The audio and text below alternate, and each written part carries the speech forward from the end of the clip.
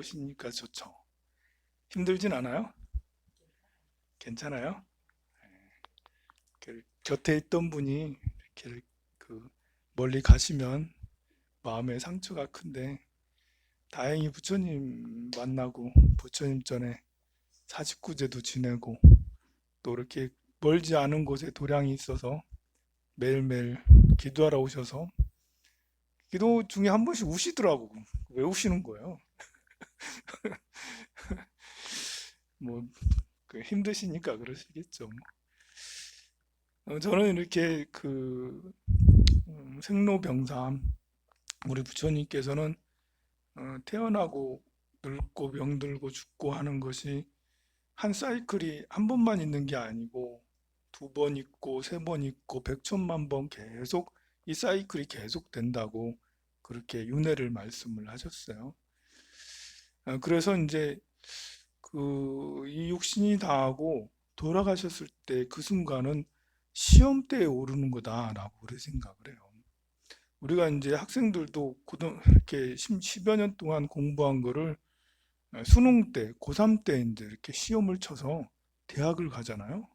또 대학에서 졸업하고 나면 또 입사 또 시험을 보게 되고 우리가 한 생 동안을 어떻게 살았는가 쭉 이렇게 결정하는 것은 한 생 동안에 어떤 살았는 것에 대한 평가는 이제 돌아가시고 나서 물론 이제 돌아가실 때도 어느 정도 평가가 된다고 할 수가 있겠죠. 어떻게 살았느냐에 따라서 이제 돌아가시는 것도 되니까요.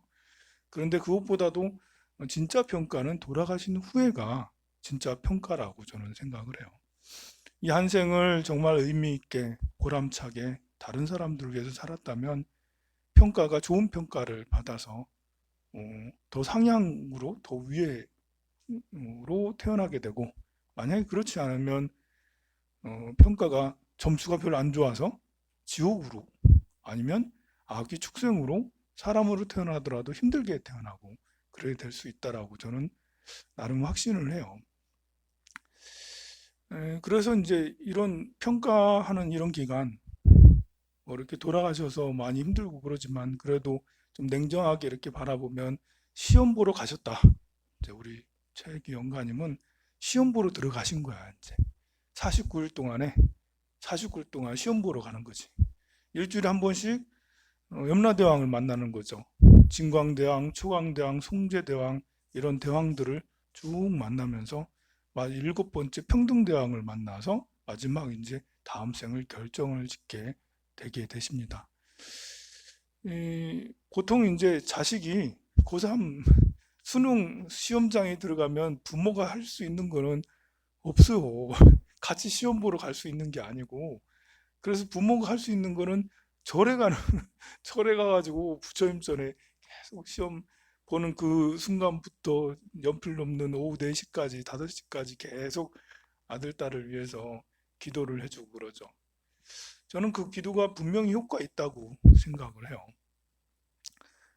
이렇게 기도를 이 사람이 이제 이렇게 그 시험 보러 들어갔다가 배가 아파서 시험을 제대로 못 보는 경우도 있고 열이 나서 못 보는 경우도 있고 답안지를 밀려 써서 이제 제대로 점수를 못 받는 경우도 있고 기분이 나빠가지고 이렇게 이상하게 안 쳐지는 경우도 있고 막 그러잖아요. 10여 년 동안 공부를 열심히 해도 시험 보는 날 이렇게 이 핀트가 안 맞고 어긋나고 그러면 시험을 망치게 될 수도 있는 것처럼 우리가 일생을 열심히 살았다 하더라도 그럴 일은 없겠지만 49일 동안에 뭔가 좀 이제 갑자기 뭐 공포심이 크게 든다든지 확 분노가 막 일어난다든지 막 어리석어진다든지 이렇게 되면 참 불리해지기가 쉬워요. 그런데 이렇게 49제라도 이렇게 지내드려서 마치 어머니가 아이 수능 시험 때 열심히 기도하는 것처럼 돌아가신 최혜기 영가님을 위해서 이렇게 가족들이 열심히 기도를 해주고 49일 동안 공덕을 지어주고 또 이렇게 마음으로 추모를 해주고 좋은 곳에 가시라고 또 빌어도 드리고 그렇게 하게 되면 또 이렇게 인간 세계랑 달라서 영혼의 세계에서는 마음이 그냥 저절로 느껴져요. 육신이 사라져 있는 상태이기 때문에 아들이 내 생각을 하고 있는지, 저기 보살님이 나를 생각하고 있는지, 아니면 딸이 내 생각을 하고 있는지, 이런 것이 느껴지게 된다고요. 누가 날 미워하고 있는지. 그래서 이제 이 생을 살면서 원한을 많이 지은 사람은 염라대왕 앞에 가면 다 들통이 나요.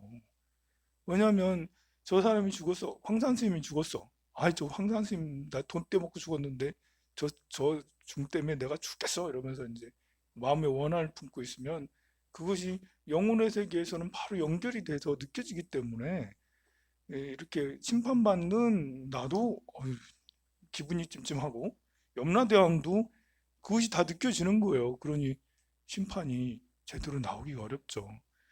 그래서 우리가 살아가면서 될 수 있으면 원한은 맺지 않고 살아가는 게 좋아요. 원결은 안 맺고 살아가는 게 좋아요. 이 원한 원결하고 돈 모으는 거랑 또 다를 수 있어요. 어떤 사람은 원한 원결을 맺어가면서 막 이렇게 쥐어 박아가면서 막 밟아가면서 돈 벌고 명예 높은 집에 오르고 막 이렇게 하는데요. 인간 세상은 그럴 수 있어. 인간 세상은 이렇게 조화로운 세상이 아니라 사람이라는 세계가 좀 욕심으로 이루어진 세계이기 때문에 욕심이 큰 사람이 큰 걸 먹게 마련이 돼 있어요. 우리 인간 세계는. 그런데 저승세계는 안 그래요. 저승세계는 평등해요. 재물이 중요한 게 아니라 얼마나 더 높은 마음을 가지고 있느냐, 얼마나 내 스스로 자기 제어력이 좋고 지혜를 가지고 있느냐, 이것이 정신적 영혼의 성숙도가 더 중요한 것이 저 세계, 영혼의 세계라고 할 수가 있어요. 근데 인간의 세계는 욕심이 작용하는 세계다 보니까 내가 더 높은 곳에 오를 거야. 너는 저 옆에 찌그러져 있어. 내가 더 혼자 할게. 이렇게 해도 될 수가 있고, 내가 돈 더 가질 거야. 라고 그렇게 해도 될 수가 있는 게 삐뚤어진 이 욕심이 가득한 세계인 우리 인간 세계라는 거죠. 그러니까 인간 세계를 두고 온 우주의 전체를 그 판단을 해서는 안 돼요. 저승 세계에도 먼저 내가 불합리하게 추월하고 내가 이렇게 편법을 써서 이길 거야 이렇게 되는 것은 아니거든요. 세계가 낮으면 낮을수록 그렇게 영혼계가 낮으면 낮을수록 그런 것이 통용이 되고요. 영혼계가 높으면 높을수록 그런 것보다는 정신적, 지적 수준, 영혼의 성숙도 이런 것이 더 작용이 많이 되는 것이죠. 오늘의 영가님께서 이렇게 시험 보러 두 번째 시험에 이제 드셨어요. 이제잖아요. 2교시 시험을 보고 계신데 우리가 2교시 시험 잘 보시라고 이렇게 마음으로 이렇게 금강경을 독송을 해드리고 정말 이렇게 이따 잔칠 때도 시험 잘 보세요. 이러면서 이제 지금 시험 잘 보셔서 고득 좀 하셔서 그래서 극락세계로 꼭 가세요. 우리 지장보살님 옆에 계실 거예요.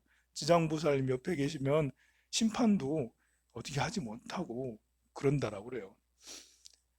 그래서 이 잔치를 치고 기도할 때도 여러분들이 그런 마음으로 해주시면 감사하겠습니다. 그러면 어, 영가님을 위해서 지금 시험 보고 계신데 고생하고 계신데 고득 좀 받으시라고 금강경을 좀 먼저 독송을